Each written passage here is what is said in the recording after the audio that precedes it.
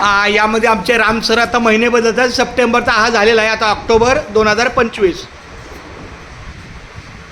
ठेव का 1 तारखेपासून 15 तारखेपर्यंत शाळा आहे आणि 16पासून दिवाळी सुट्टी आहे. 2 तारखेला गांधी जयंती आहे. क्लिअर. पुढचा महिना नोव्हेंबर.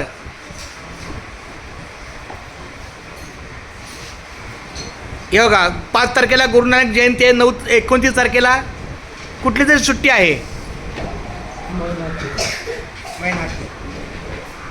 हां महिना अखेर. चला खूप छान. आता डिसेंबर. आता 6 तारखेला हे आहे आंबेडकर जयंती, सॉरी बाबासाहेब पुण्यतिथी, आणि 25-26ला नाताळ आहे. चला जानेवारी. आता तू घे व्हिडिओ, मी सांगतो.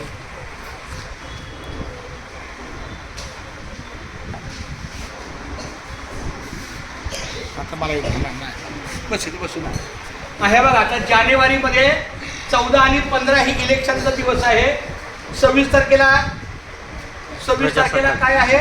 प्रजासत्ताक दिन. आणि 31 तारखेला महिना अखेर आहे. त्यामुळे आता आपण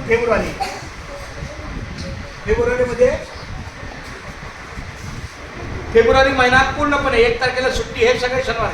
19 तारखेला शिवजयंती आहे. 28 तारखेला महिना अखेर आहे.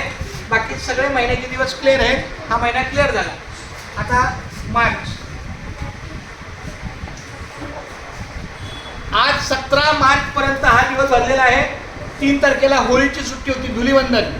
बाकी सगळे महिने क्लिअर आहेत. खूप छान. धन्यवाद. मी आमच्या राम सरांना धन्यवाद देतो की त्यांनी अतिशय चांगल्या पद्धतीनं सहकार्य केलेलं आहे. मुलांनाही धन्यवाद देतो. आता 5:40 झालेले आहेत. त्यांना बिस्किट चॉकलेट वाटायचे आहेत. खूप धन्यवाद. थँक्यू.